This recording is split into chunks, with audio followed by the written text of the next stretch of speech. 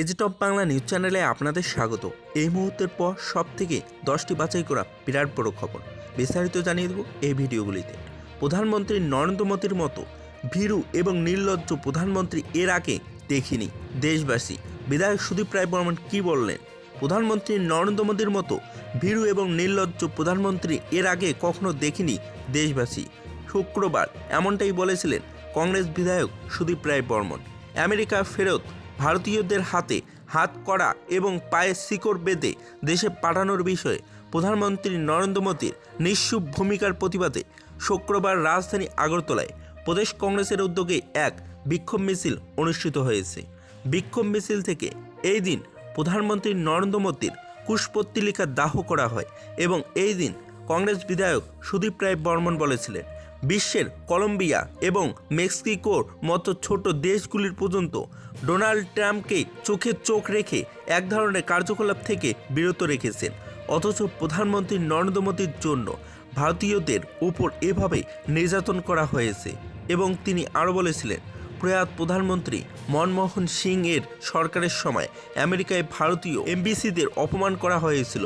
পাল্টা পদক্ষেপ নিয়েছিলেন তৎকালীন প্রধানমন্ত্রী মনমোহন সিং এবং পরবর্তী সময়ে আমেরিকায় ভারতের কাছে চেয়েছিল। গোটা ঘটনার তীব্র নিন্দা জানিয়েছেন কংগ্রেস দল। দেশের এই অবমাননার বিরুদ্ধে সকল দেশবাসীকে গর্জে ওঠার আহ্বান করেছেন কংগ্রেস নেতৃত্বরা। কেন্দ্রীয় বাজেট জনবিরোধী বাজেট প্রতিবাদে শহরে বিক্ষোভ মিছিল। সিআইটিইউ কেন্দ্রীয় শ্রমিক কৃষক এবং জনবিরোধী নীতির বিরুদ্ধে প্রতিবাদে সরব হয়েছেন সিআইটিইউ। আজ মেলার মাঠ স্থিত পার্টির জেলা অফিসের সামনে থেকে মিছিল শুরু করবে। শহরের বিভিন্ন পথ পরিক্রমণ করে কামান চৌমুহনীতে সবাই মিলিত হয়েছেন এবং এই দিন সাংবাদিকদের মুখোমুখি হয়ে মানিক দে বলেছিলেন, সিআইটিইউর কেন্দ্রীয় নেতৃত্বের নির্দেশে আজ আগরতলায় কেন্দ্রের শ্রমিক কৃষক এবং জনবিরোধী নীতির বিরুদ্ধে প্রতিবাদে বিক্ষোভ মিছিলের আয়োজন করা হয়েছে। 2025 সালের কেন্দ্রীয় বাজেট অত্যন্ত খারাপ বাজেট পেশ করা হয়েছে। ওই বাজেটে আমজনতার কোনো প্রাধান্য নেই।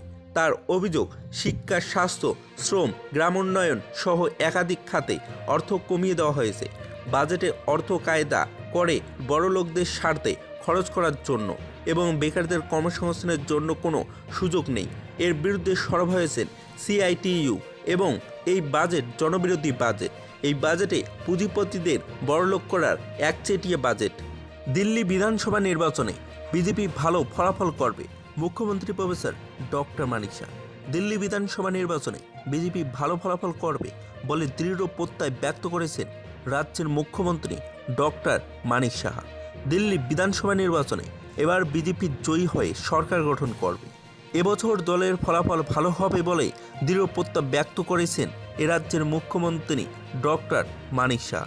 শুক্রবার সাংবাদিকদের মুখোমুখি হয়ে মুখ্যমন্ত্রী বলেছিলেন, বিভিন্ন এক্সিট পোল দিল্লির বিধানসভা নির্বাচনে বিজেপির জয় সম্পর্কে নিশ্চিত করেছে। এবার দিল্লি বিধানসভা নির্বাচনে বিজেপির জয় কেউ রুখতে পারবে না বলেও অভিমত ব্যক্ত করেছেন মুখ্যমন্ত্রী। ছাত্রছাত্রীদের ভিত মজবুত করতে আগ্রহী হন শিক্ষক শিক্ষিকাদের প্রতি বার্তা মুখ্যমন্ত্রী প্রফেসর ডক্টর মানিক সাহা। ছাত্রছাত্রীদের শিক্ষাক্ষেত্রে ভিত মজবুত করতে মনোযোগী হতে শিক্ষক শিক্ষিকাদের প্রতি আহ্বান জানালেন মুখ্যমন্ত্রী প্রফেসর ডক্টর মানিক সাহা।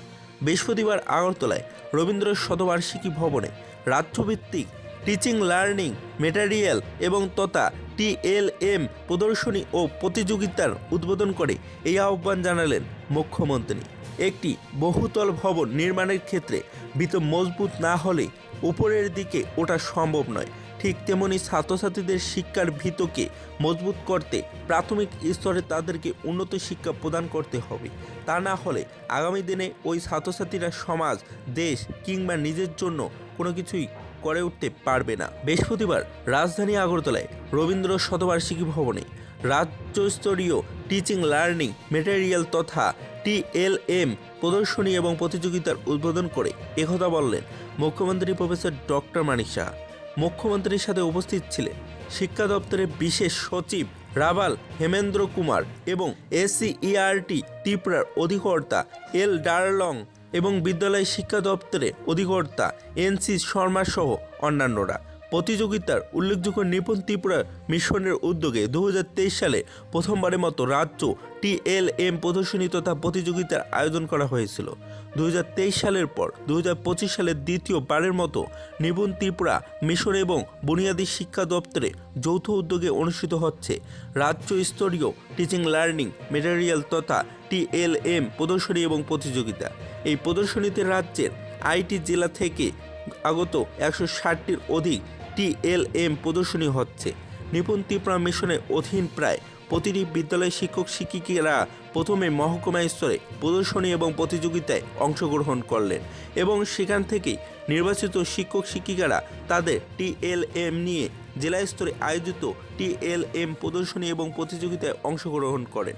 পরবর্তীতে জেলা স্তরে প্রতিটি জেলা থেকে 20টি করে নির্বাচিত TLM এই রাজ্য স্তরীয় প্রদর্শনী এবং প্রতিযোগিতায় অংশগ্রহণ করেন। এই দিন বক্তব্য রাখতে গিয়ে মুখ্যমন্ত্রী আরও বলেছিলেন, শিক্ষাক্ষেত্রে রাজ্য সরকারের মূল উদ্দেশ্য হল বিভিন্ন নীতি এবং কর্মসূচি তৈরি করে তার ফলাফল বাস্তবায়ন নিশ্চিত করা, শিক্ষা প্রতিষ্ঠানগুলিতে গুণগত শিক্ষণ প্রতিক্রিয়া নিশ্চিত করা, দরিদ্র জনজাতি এবং সংখ্যালঘু অংশের ছাত্রছাত্রীদের উন্নয়ন নিশ্চিত করা এবং যোগ্য ছাত্রছাত্রীদের বৃত্তি ও ঋণ প্রদানের ব্যবস্থা করা। তিনি আরও বলেছিলেন, 2023 সালে আয়োজিত TLM প্রদর্শনী তথা প্রতিযোগিতায় প্রায় 3000 শিক্ষক শিক্ষিকা অংশগ্রহণ করেছিলেন, কিন্তু এই বছর এই প্রদর্শনী প্রতিযোগিতায় 7000-এর অধিক শিক্ষক শিক্ষিকারা অংশগ্রহণ করলেন, যা অত্যন্ত আনন্দের এবং গর্বের বিষয়। রাজ্য সরকারের উদ্যোগ ত্রিপুরায় প্রায় 3000 জনকে সরকারি চাকরির নিয়োগপত্র দেওয়া হলো এবং 206 জনের হাতে সরকারি নিয়োগ এবং পত্র তুলে দিয়ে বিজেপি জোট সরকার বুধবার আগরতলার স্বামী বিবেকানন্দ ময়দানে একটি অনুষ্ঠানের মাধ্যমে বিভিন্ন দপ্তরে মনোনীত প্রার্থীদের নিয়োগপত্র তুলে দিলেন রাজ্যের মুখ্যমন্ত্রী প্রফেসর ডক্টর মানিক শাহ। অনুষ্ঠানে দিল্লি থেকে ভার্চুয়ালি উপস্থিত ছিলেন কেন্দ্রীয় স্বরাষ্ট্রমন্ত্রী অমিত শাহ ভার্চুয়ালি ভাষণে জানান, স্বচ্ছতায় বজায় রেখে কোনো ধরনের বৈষম্য ছাড়াই যুবকদের চাকরি প্রদান করেছেন মুখ্যমন্ত্রী প্রফেসর ডক্টর মানিক শাহ।